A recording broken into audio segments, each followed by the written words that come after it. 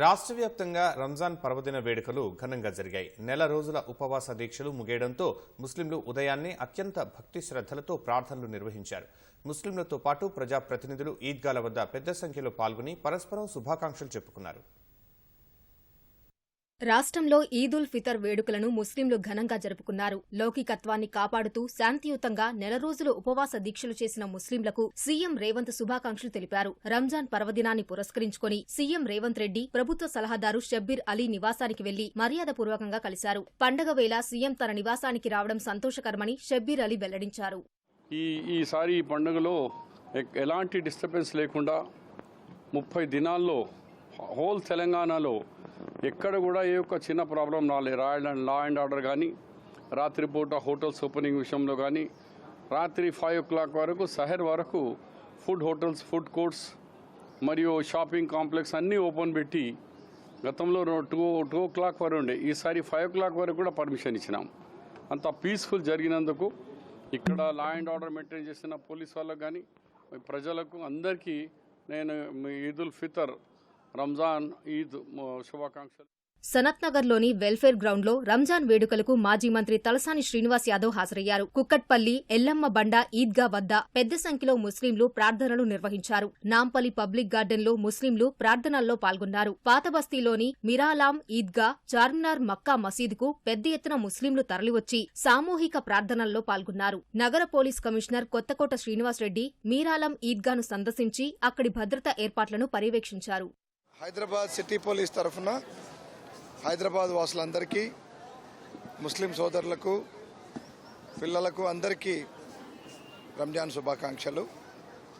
ఈ సంవత్సరం అందరూ కూడా సుఖ సంతోషాలతో ఉండాలని, సిటీ యొక్క అభివృద్ధికి అందరం కూడా ఇతోధికంగా సహాయపడదామని విజ్ఞప్తి చేస్తూ మరొకసారి అందరికీ ఈద్ ఉల్ ఫితర్ శుభాకాంక్షలు.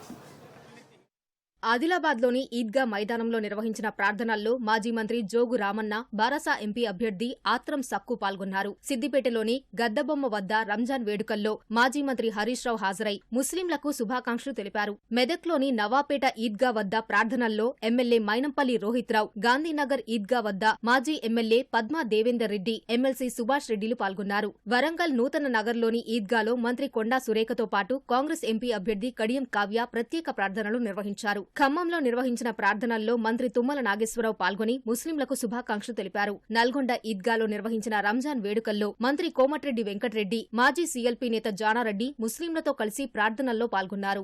ఎండాకాలంలో దీక్ష చేసిన మీ అందరికీ కూడా అల్లా ఆశీస్సులు ఉండాలని, అల్లా ఆశీస్సులతోనే తప్పకుండా రాబో కాలంలో ఒక సెక్యులర్ ప్రభుత్వంగా కాంగ్రెస్ పార్టీ గతంలో ఇచ్చిన 4% రిజర్వేషనే కాదు, ఇంకా రాబో కాలంలో తప్పకుండా దేశంలో కూడా మత సామరస్యాన్ని కాపాడే విధంగా ఇండియా కూటమి ప్రభుత్వం రాబోతున్నది.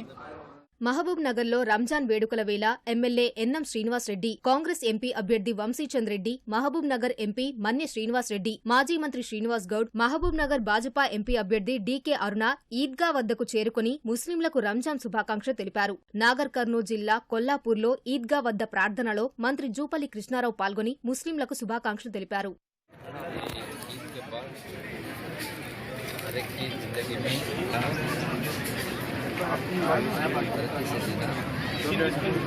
रोजगार मिलना, अच्छा पढ़ाई से सोचा ही